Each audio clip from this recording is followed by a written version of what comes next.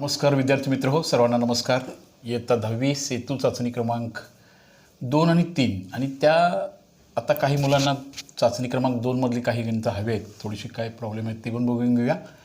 आणि चाचणी क्रमांक 3 आणि त्या अनुषंगानं जो भाग आपल्याला रिलेटेड कृतीप्रत्येकीमधला तो भागही आपल्याला पूर्ण करायचा आहे की विशेषतः जिथं काही शंका गुणोत्तर प्रमाणमधल्या असतील, काही त्रिकोणमितीमधले असतील, तो भाग जरासं डिटेलमध्ये शिकून आपल्याला आता अंतिम चाचणीकडे आपण जातो आहे. तत्पूर्वी चाचणी क्रमांक 2 ही पूर्ण करूया आपण 10वीची आणि त्यानंतर चाचणी क्रमांक 3चा आणि त्याच्यामधला भाग आपण पूर्ण करत राहूया.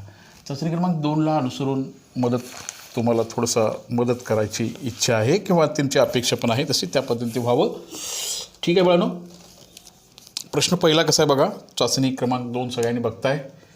पहिला प्रश्न असा आहे, अचूक पर्याय निवडा. क्वेश्चन नंबर 1 आणि त्याच्यामधला पहिला प्रश्न, 2 संख्यांची बेरीज 17 येईल अशा संख्यांची जोडी कोणती. संख्यांची बेरीज आपल्याला 17 पाहिजे, 17 आली पाहिजे अशा यापैकी पेअर्स निवडायचे आहेत. पहिली पेअर आहे बघा, -18 आणि 1 -1 बी. दुसरी पेअर आहे 18 आणि 1. तिसरी पेअर आहे 18 आणि -1 आणि चौथी पेअर आहे -18 आणि 1. यापैकी एक जोडी आपल्याला निवडायची आहे की ज्यांची बेरीज 17 येईल अशी. बघूया तर मग. थोडेसे अंकगणिताचे थोडे नियम आपल्याला पक्के असायला पाहिजेत, त्याच्याबद्दलचा विश्वास स्वतःच्या मनामध्ये असला पाहिजे बाळांनो. ह्याची बेरीज किती येणार? समान चिन्हांची बेरीज करावी व उत्तराला समान ते चिन्ह द्यावे. ह्याचं 19 येणार. आपल्याला पाहिजे 17, हे नाही. ह्याची बेरीज 19 येणार बघा. 18 आणि 19. ह्याची बेरीज हे अधिक आहे आणि हे वजा आहे. प्रत्यक्षात बेरीज करत असताना यांची बाळांनो वजाबाकी होणार आहे आणि मोठ्या संख्येत चिन्ह येणार. आता इथं मात्र उत्तर याचं -17 येणार आणि ह्याचं उत्तर हे -17 येणार. त्यांना पाहिजे होतं 17 येण्यासाठी कोणती पेअर निवडाल बोला? ABCD. -17 पाहिजे ना, त्यामुळे आपल्याला तिसऱ्या पर्यायाची निवड करायला पाहिजे. असा डिटेलमध्ये हा भाग तुम्ही जरा समजून घेतला असाल, घ्या. ज्यांचं अजून कोणाला ते क्लिअर झालं नाही त्यांनी अजून एकदा तो प्रश्न नीटपणे बघू शकता. या समीकरणाची उकल काय येईल सांगा आता. दुसरं, x + y बरोबर -12 बरोबर 0. त्यांनी उकली पण दिलीत. ह्यापैकी कोणती उकल तुम्हाला बरोबर वाटते? पहिली आहे 10-2, दुसरी आहे -10-2, तिसरी पेअर आहे -14-2 आणि मग अशी पेअर्स दिलीत -10 -2 असं दिलेलं आहे. हां, ह्यापैकी कोणती जोडी उत्तराची तुम्ही x आणि y साठी घेतलात की ह्याचं समाधान होईल बोला बघूया. हां, पहिल्याच प्रयोगामध्ये x ची किंमत 10 भरून बघूया. ठीक आहे, 10 भरूया. y ची किंमत 2 भरूया, -12. हे तर 12 - 12 आलं आणि ह्याचं पण उत्तर 0 आलं. दोन्ही इक्विव्हॅलंट झाले. म्हणजे ह्याला हे होतं, पत्र ह्याला मात्र हे होणार नाही आहे. बघा जरासं, -10 अधिक 2 आणि -12. ह्याचं उत्तर होणार आहे -8 आणि ह्याचं उत्तर हे -12. एकूण उत्तर होणार आहे बघा -20 आणि एका बाजूला 0. Both are not equal. म्हणजे याची पेअर आपल्याला बरोबर घ्यावी लागणार आहे ती 10-2ची. का घ्यावी लागणार आहे समजलं? 10 आणि 2 ह्या किमती भरल्या की ह्याचं LHS आणि RHS दोन्ही इक्वल येतं. म्हणजे त्या समीकरणाचं समाधान होतं आणि म्हणून आपण ही पेअर, ह्या उत्तराची पेअर निवडणार आहोत. अशा पद्धतीच्या प्रश्नांचा सराव आपल्याला असायला पाहिजे. आपल्याला ते सोडवता आलं पाहिजे अशी अपेक्षा आहे. ठीक आहे. 9वीच्या नॉलेजवरती हा उजळणीवाला भाग आपण बघतोय. यातला तिसरा पर्याय काय आहे बघा. तिसरा प्रश्न असा आहे, एका काटकोन त्रिकोणात कर्णाची लांबी 15 आहे तर त्याची मध्यगा किती येईल? एका काटकोन त्रिकोणात कर्णाची लांबी 15 आहे. आता गणित भाग 2 मधला एखादा प्रश्न हा बेसिक कुठल्या तरी गुणधर्मावर आधारित असतो आणि तो गुणधर्म आपल्याला माहिती असणं गरजेचं आहे. एका काटकोन त्रिकोणाचा कर्ण आहे, एका काटकोन त्रिकोणाचा कर्ण 90 अंश कोणासोबत ती 15 आहे. तर याची मध्यगा ही कन्सेप्ट समजली का तुम्हाला? त्रिकोणाचा एखादा शिरोबिंदू आणि त्याच्या पायाचा मध्यबिंदू यांना जोडणारा रेषाखंडास त्याची मध्यगा म्हणतात. आणि पर्टिक्युलरली काटकोन त्रिकोणाबद्दल असा एक संबोध आपण शिकला होता. काटकोन त्रिकोणात कर्णावर टाकलेला सूर्यलंब हा हा ह्या कर्णाच्या बरोबर निम्मा असतो, याचे दोन इक्वल भाग होतात. म्हणजे ही जी ए बी सीची मध्यगा असणार आहे बी डी, ही काय असणार आहे सांगा बरं, कर्णाच्या निम्मी असणार आहे. हा एक गुणधर्म आपल्या 9th स्टँडर्डच्या बुकमध्ये आहे. हे तिन्ही सेगमेंट सारखे असतात. मग सांगा किती उत्तर येणार याचं? 15चं निम्म होणार. ऑप्शनल्स आहेत 7.5, 30, 15 आणि 10. हा काटकोन त्रिकोणात कर्णावर टाकली मध्यगा ही कर्णाच्या निम्मी असते. हा एक गुणधर्म 9th बुकमध्ये होऊन गेला होता. गेल्या वर्षी तुम्ही ऐकला असाल नसाल, पण नसेल ऐकला तरी आता परत एकदा आपण 9वीचे पूर्ण टॉपिक्स पूर्ण करत आहोत. त्याचे शो दॅटसुद्धा आपण प्रूव्ह दॅट थेरमसुद्धा आपण शिकत आहोत. तेही तास जरा नीट तुम्ही बघितलात तर तुम्हाला ते अधिक चांगल्या रीतीने ती संकल्पना क्लिअर व्हायला बाळांनो नक्की मदत होईल. पुन्हा बेसिक गोष्टीवरती काही प्रश्न इथं आहेत, ते पण सॉल्व्ह करूया आपण. 4था पर्याय बघूया यातला.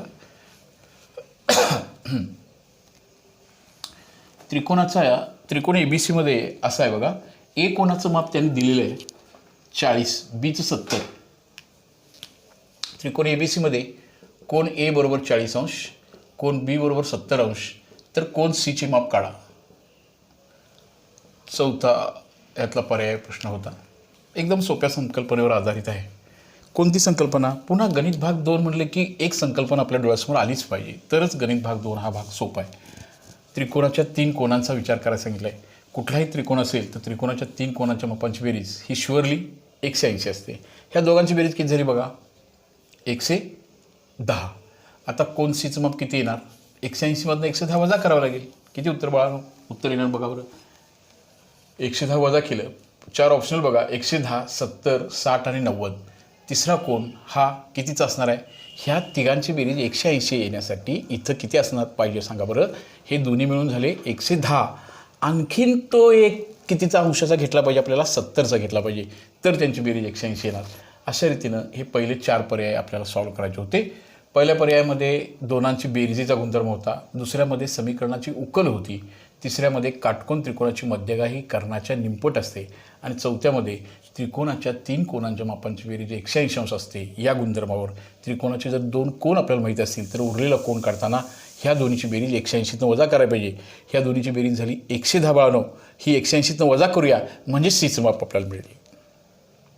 किती येणार सांगा की मग. अगदी सोप्या टेक्निकवर सॉल्व्ह करायचं आहे गणित हे. 40 अंशाचा हा कोण, 70 अंशाचा हा कोण आणि कोण सी, ह्या तिघांची बेरीज 180 घेणार आहोत. ह्या दोन्हीची बेरीज बाळांनो 110 झाली. हा कोण सी तसाच राहिला आणि आता 180मधनं हे 110 वजा होतील आणि त्याचं उत्तर येणार आहे 70 अंश. असं ते गणित आपल्याला पडशी सोडवायचं आहे. त्यातला योग्य पर्याय तुम्ही निवडणार आहात आणि त्याचं उत्तर मांडणार आहात. ओके बाळांनो, असा हा पहिला प्रश्न आहे. प्रश्न दुसरा, खालील उपप्रश्न सोडवा. उपप्रश्न सोडवण्यासाठी सुद्धा 9वीच्या नॉलेजवर आधारित प्रश्न दुसरा हा जो भाग आहे, त्या उपप्रश्न सोडवण्यासाठी सुद्धा सोपे प्रश्न आपल्यासमोर दिलेले आहेत सगळे. पण सोपे असले तरी ते सॉल्व्ह करायचे आहेत. त्यामुळं स्वतःच्या सोप्या घटकांच्यावरती आपला आत्मविश्वास वाढवायचा आहे. मग याच्यावर आधारित आपल्याला उदाहरणं, तुम्ही गणित जेव्हा 10वीचं शिकायला सुरू करणार आहात, 10वीचेही बहुतेक टॉपिक्स आपण 3 टॉपिक संपवलेत. सगळाच अभ्यासक्रम आपल्याला पूर्ण करायचा आहे व्यवस्थितरित्या. तुमच्या सहकार्याची गरज आहे. गणित मैत्री चॅनलला बाळांनो सबस्क्राईब करायला विसरू नका. क्वेश्चन नंबर 2, x अधिक y बरोबर 65 आणि x वजा y बरोबर 35.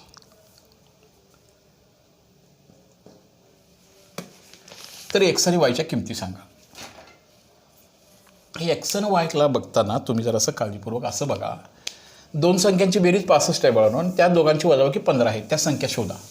तोंडी उत्तर काढता यायला पाहिजे आपल्याला, त्याचा आनंद घेता आला पाहिजे. सांगा बघूया, 2 संख्यांची बेरीज 65 यायला त्या संख्या किती, कुठल्या घेऊया. समजा तुम्ही 60 आणि 5 घेतलात तर 65 झालं, बरोबर आहे. पण 60मधनं जर 5 गेले तर 15 राहत नाहीत ना, त्यामुळे 60 आणि 5 चालणार नाही. मग त्यावेळेला आपल्याला गणिती पद्धतीने जाऊया किंवा गेज करून सुद्धा तुम्हाला जो उत्तर मिळवता येईल. x वजा y बरोबर काय करूया सांगा बरोबर 15. आता ह्या दोन्हीची बेरीज करून घेऊया. बोला बाळांनो, बेरीज करताना काय होणार सांगा रे. ह्या दोन्हीची बेरीज करूया. हे y आणि हे y निघून जातील. काय राहिले सांगा आता, हे 2x बरोबर हे किती राहिले सांगा, 65 70 80 आले बघा. 65 70 80. मग एक्सची किंमत किती आहे ना, 65 आणि 15, सॉरी 65 आणि 35 आहे नाही काही, दोन्हीची वजाबाकी 35 आहे, इथं 35 आहे. हां, आता याची बेरीज करा बघा किती येते बघा. एक्स अधिक वाय बरोबर 35 आहे. हां, बोला तर मग काय उत्तर येणार याचं आता. हां, ह्या दोन्हीची बेरीज 35 आहे. 2x बरोबर आता किती आलं सांगा बरं, 100 झाले. एक्स बरोबर आलं 100ला 2 भागूया, किती उत्तर आलं सांगा बरं, 50 आलं. 50 निम्मं करूया, ती किंमत ह्या सोप्या समीकरणात भरूया. एक्स अधिक वाय बरोबर 65 मध्ये भरूया. एक्सची किंमत 50 भरली, वाय काढूया, म्हणजे वाय बरोबर 65 वजा 50 होतील. हां, वायची किंमत किती राहिली सांगा, 15. आता त्या दोन संख्या बघा, एक संख्या 50 घ्या आणि दुसरी 15 घ्या, बेरीज किती येणार, 65 येणार. दोन्हीची वजाबाकी करा, 50मधनं 15 वजा करा, 35 राहणार. म्हणजे ती जी पेर आहे संख्यांची ती एक 50 असणार आहे आणि दुसरी 15 असणार आहे. असा हा भाग त्यातला सोडवायचा आहे, सोडवणार आहात तुम्ही. नंतर मात्र तुम्ही न बघता सोडवायचा प्रयत्न करा, गणित समजून घ्या आणि न बघता ते सॉल्व करा. ओके बाळांनो, गणित मैत्री चॅनल सबस्क्राईब करूया, सगळेजण गणित सॉल्व करूया. आणि सर्वच अभ्यासक्रम आपण पुन्हा, आता हे सेतुब्रिजचा जर विषय संपला की आपण पुढच्या धड्यामधला जो पुढं आपण आहोत तिथं जाऊया. काही शंका तुम्ही सॉल्व करणार सांगणार आहात, त्या शंकासुद्धा आपण निश्चितपणे सॉल्व करूया. दोन संख्यांची बेरीज 55 असून त्यातला फरक 11 आहे. दोन संख्यांची बेरीज 55 आहे आणि त्यातला फरक 11 आहे, ही समीकरण रूपात मांडा. शाब्दिक उदाहरणं सोडत असताना गणिताचं रूपांतर करणं हे कौशल्य तुमच्यात आत्मसात व्हावं म्हणून दोन संख्यांची बेरीज ही 55 आहे आणि त्यातला फरक 11 आहे, ह्याची गणिती मांडणी तुम्ही कसं कराल. आता दोन संख्येत फरक आहे याचा अर्थ एक त्यातली मोठी संख्या असली पाहिजे, म्हणजे आपलं सपोजिशन असं करूया, आणि एक लहान संख्या असली पाहिजे, big number and small number. हां, हिला आपण एक्स सपोज करूया, हिला आपण वाय सपोज करूया. तिथं कंडिशन्स दोन दिलेत बघा, बाय गिव्हन कंडिशन फर्स्ट, दिलेल्या पहिल्या अटीनुसार त्या दोन संख्यांची बेरीज एक आणि ही दुसरी संख्या यांची बेरीज घ्यायची आहे 55. असं आपलं पहिलं मॅथमॅटिकल इक्वेशन तयार होईल, पहिलं गणिती समीकरण तयार होईल पहिल्या कंडिशनचा विचार केला तर. बाय गिव्हन कंडिशन सेकंड, दुसरी कंडिशन काय सांगितली बघा, त्याच दोन संख्येचा फरक हा 11 आहे. फरक काढताना आपण मोठ्या संख्येतून लहान संख्या वजा करतो, मोठी संख्या वजा लहान संख्या आणि त्याच्या वजाबाकीला आपण फरक म्हणतो. असं आपलं दुसरं समीकरण तयार होईल. बघा बाळांनो, असं सोपं गणिती रूपांतर आपल्याला गणिताचं विधान, मराठीमधलं विधान वाचल्यानंतर त्याचं गणितामध्ये एक्सप्रेस होता येणं हा एक गणिताचा मूलभूत भाग आहे. त्याच्यामुळे शाब्दिक उदाहरणं सोडवण्याची भीती आपल्या मनात राहणार नाही. दोन संख्यांची बेरीज 55 आहे आणि त्या दोन संख्यांचा फरक 11 आहे, अशी आपल्याला गणिताची रूपांतर करण्याची टेक्निक्स आत्मसात करायला पाहिजे. त्यासाठी मनापासून ऐका, मनापासून रिप्रेझेंट व्हायला शिका. ओके बाळांनो, फक्त गणिती मांडणी करा. हे सोडवायचं काम परत नको होतं, हे आता काय सोडवायची अपेक्षा इथं नव्हती तुमच्याकडनं, फक्त समीकरण तयार करायचा भाग आहे. सोडवलं तरीसुद्धा काय चालेल, तुम्ही सोडून ते बघू शकता, तुम्हाला म्हणजे सॉल्व करू शकता. ह्याच्यामध्ये तिसरा प्रश्न, ही भाग 1 आणि भाग 2चं मिक्सिंग असणाऱ्या टेस्ट आहेत आपल्या. एकत्रितरित्या आपण 3 टेस्ट पूर्ण करणार आहोत. ओके बाळांनो,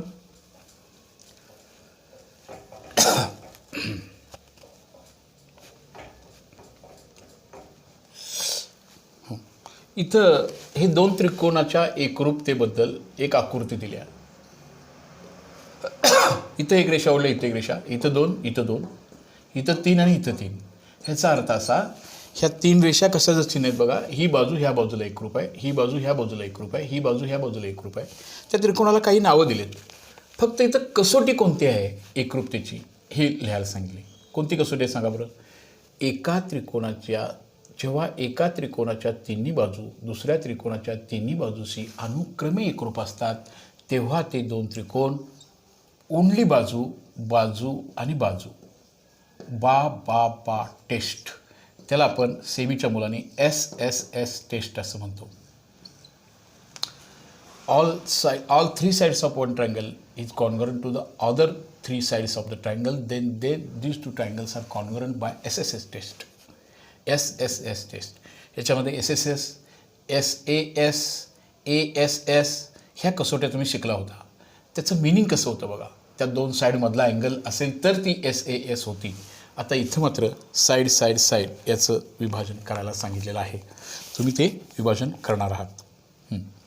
क्वेश्चन नंबर 3 एक प्रश्न तुम्हाला चौथा धडा जो भूमितीचा मधला आपल्याला लर्न करायचा आहे, मॅथ्स सेकंडमधला, तर त्याच्यासाठी तुम्हाला बेसिक कन्स्ट्रक्शन काही लागणार आहे. त्याच्यामध्ये एक प्रश्न असा होता बघा की काही बेसिक गोष्टी आता तुम्ही 10th शिकत असताना कशा असायला पाहिजे. एक सेगमेंट काढा आणि त्याचं 3:2 ह्या भागामध्ये विभाजन करा असा भाग सांगितला आहे. जरा तो 8व्या इयत्तेमधला होता. याही मुलांना बऱ्याच वेळेला याचीही शंका आलेली आहे. 7 सेमी लांबीचा रेषाखंड AB काढा आणि त्याचं 3:2 AB काढा. बघा क्वेश्चन नंबर 3 कसा आहे. AB हा एक सेगमेंट काढा आणि त्याचं विभाजन ना 3:2 ह्या रेशोमध्ये करा. हा AB काढायचा आहे तो 7 cmचा काढायचा आहे, 7 सेमीचा, आणि त्याचं 3:2 या विभाजनामध्ये त्याचं रूपांतर करा असा भाग सांगितला इथं. आता 7 सेमीचं सेगमेंट काढायचं काम सगळ्यांना सोपं आहे, ते होऊन जाईल. त्याचं रूपांतर 3:2 ह्या प्रमाणात करायचं आहे. हा एक सेगमेंट काढून घेतो मी.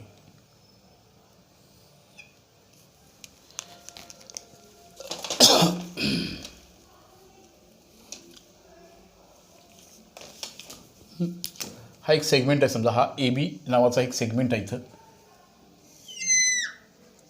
हा AB सेगमेंट आहे आणि तो 7 cmचा काढला, 7 cmचा काढला.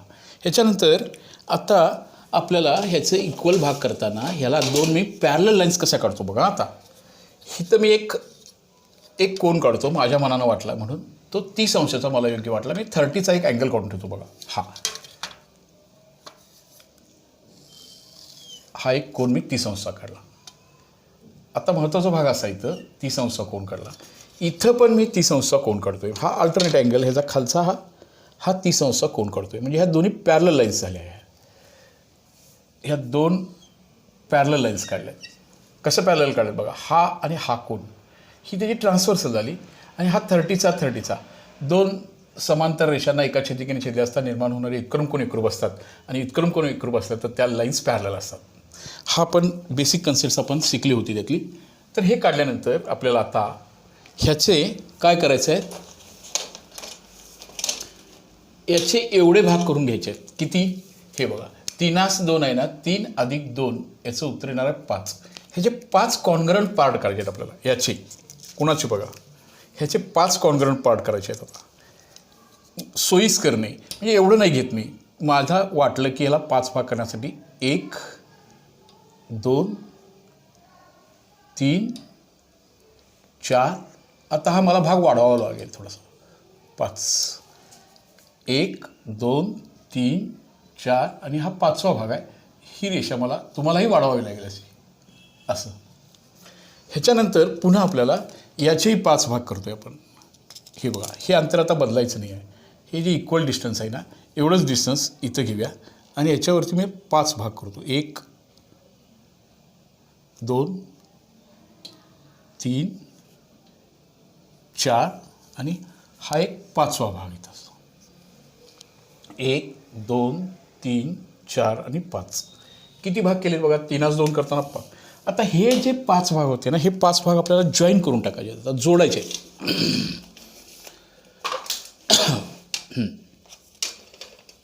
हे जोडायचे कसे बघा. हे जोडताना हा फर्स्ट आणि हा 5th जो होता ना तो जोडून टाकतो बघा. हा पण जोडून टाकूया, पहिला आणि हा. आता हे मिडल पार्ट 1/4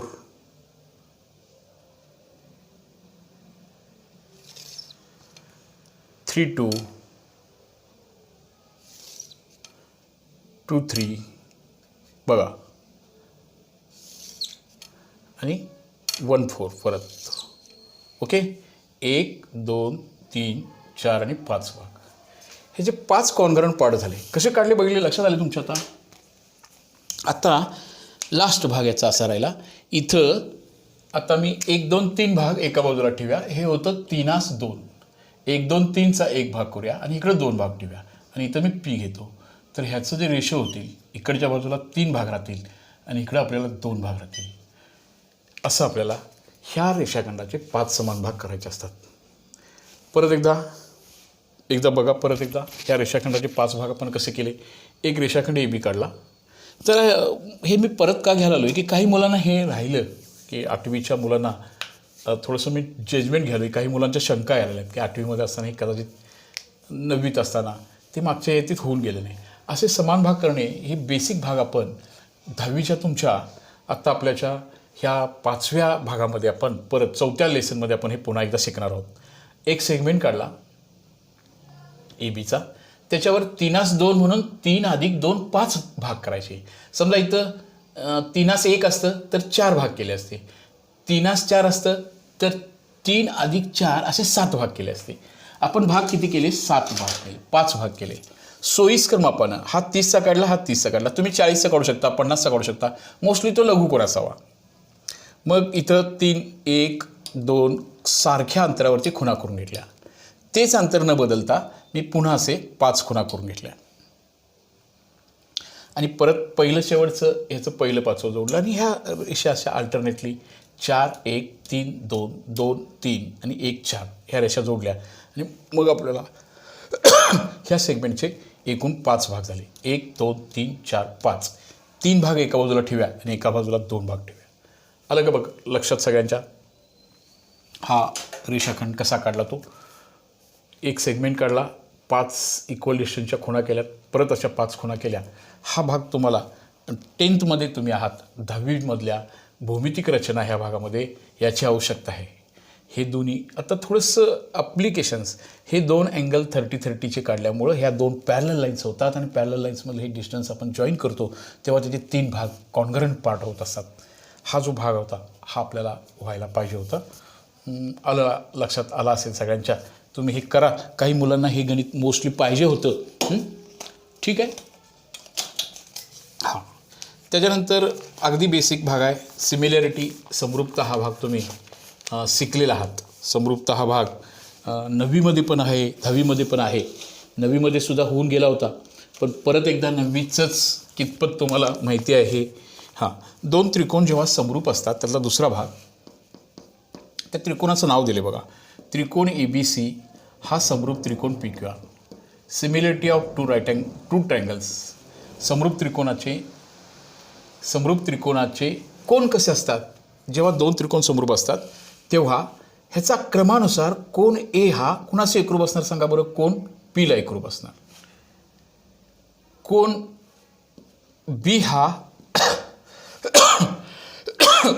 B हा दुसरा कोण Q ला एकरूप असणार आणि कोण C हा करेक्ट कोण R शी एकरूप असणार.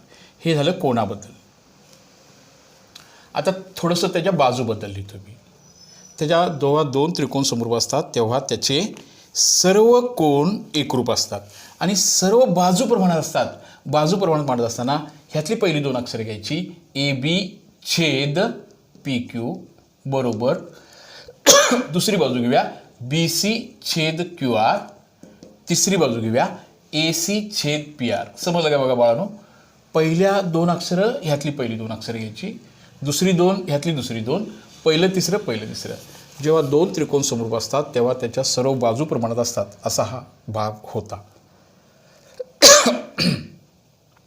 आलं लक्षात सगळ्यांच्या?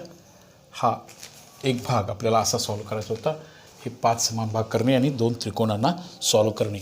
आता परत जी 2 गणित आपण सोडवायची आहेत ह्या टेस्टमधली, ह्याच्या जादा सरावसाठी परत एकदा मी तुम्हाला सांगू इच्छितो की आपण हा पहिला 10वीचा पहिल्या लेसनमध्ये ह्या प्रकारची गणितं भरपूर सोडवलेली आहेत. तुम्ही तेही जरा पहिल्यापासून बघितलात तर तुम्हाला अधिक चांगल्या रीतीने ते. अजूनही काही मुलांनी, काही मित्रांनी आपल्या गणित मैत्रीला चॅनलला सबस्क्राईब करून घेतलं नाही, त्यामुळे त्यांना ते एकाच ठिकाणी सगळे लेक्चर्स बघायला मिळत नाहीत. तर त्यांनी अजूनही कोणी केलं नसेल त्यांनी ते सबस्क्राईब करून घ्या आणि त्यामधली ते एक्झाम्पल्स आपण आता पुढचे 2 प्रश्न सॉल्व करूया. म्हणजे टेस्ट नंबर 2 होईल. टेस्ट नंबर 3 ही आपल्याला सॉल्व करायचे आहे. टेस्ट नंबर 3 सॉल्व करत असताना थोडासा सखोलमध्ये जो भाग आपल्याला शिकायला पाहिजे, उदाहरणार्थ त्रिकोणमिती शिकायला पाहिजे, गुणोत्तर प्रमाण शिकायला पाहिजे, तेही भाग आपण बघणार आहोत आणि मग आपण रेग्युलरली पुढच्या अभ्यासामध्ये जाणार आहोत. आता हे सॉल्व करायचं होतं बघा. ह्याची उकल काढा. 3x - 2y = 20 आणि सेकंड एक्झाम्पल आहे x प्लस सेकंड इक्वेशन आहे 3y = 14 असं सॉल्व करायला सांगितलं होतं. हां, आणि हे 2 सॉल्व करायला सांगितले. कसं सॉल्व करूया सांगा. हां, इथं कोएफिशियंट इथं 3 आहे आणि इथं 1 आहे, तो इक्वल करूया. मग ह्याला 3 गुणूया आपण. Multiplying equation 2/3 3x + 9y 3x 3 त्रिक 9y आणि 14 त्रिकम 42 असं होईल. त्याच्याखाली ना हे इक्वेशन लिहून घेतो बघा. 3x - 2y = 20 आहे तसं लिहिलं. आणि हे सॉल्व करत असताना आपण याचं सबट्रॅक्शन करूया बाळांनो. सबट्रॅक्शन करताना हे करायला विसरू नका की ह्याची जी 2 साईन्स आहेत ना ही चेंज करायला विसरू नका. हे आता हे 3x निघून जातील. हे 11y झाले बघा. याचं बेरीज होणार आणि इथं राहणार आहे आपल्याला. आता 42मधून 20 गेले, 22 राहिले. y बरोबर 22/11 11 × 11 11 2 22. वायची किंमत आली 2. ही वायची किंमत आलेली 2 आपण कुठल्याही एका सोप्या समीकरणामध्ये भरूया. तुम्हाला समजा हे वाटलं सोपं समीकरण x + 3y = 14 मध्ये भरूया. वायची किंमत 2 आली बघा. x + 3 × 2 = 14. x = 6 + 14. पुढच्या स्टेपला काय होणार बाळांनो आता बोला. x = 14 - 6 किती राहिले बघा 8. आपलं उत्तर बरोबर का नाही बघूया. 8 त्रिक 24 आणि 2 2 4 20 उत्तर येणार. म्हणजे याचा उकल संच येणार आहे 8 आणि 2 असा याचा उकल संच येणार आहे. या समीकरणाची उकल काढायला सांगितली होती. हे समीकरण आणि हे समीकरण याची कंपॅरिझन करत असताना इथं आपण 3 न गुणलो किंवा ह्याला 3 न गुणून ह्याला 2 न गुणलं असं चाललं असतं. फक्त एकदाच गुणाकार करायला यावा म्हणून आपण ह्याला 3 न गुणलो. 3x 9y 14 त्रिकम 42. त्याच्याखाली ह्याला आहे तसं लिहिलं. यांची वजाबाकी करतोय बाळांनो आपण. वजाबाकी करताना ही चिन्ह बदलून घेतोय आपण. हे कॅन्सल झालं. हे 11y झाले. हे 22 आलं. y बरोबर 2 ही किंमत ह्यात भरली आणि अशा रीतीने आपल्याला हे इक्वेशन सॉल्व करता आलं. ह्या टेस्ट नंबर 2 मधलं अजून एक लास्ट गणित आहे बघा.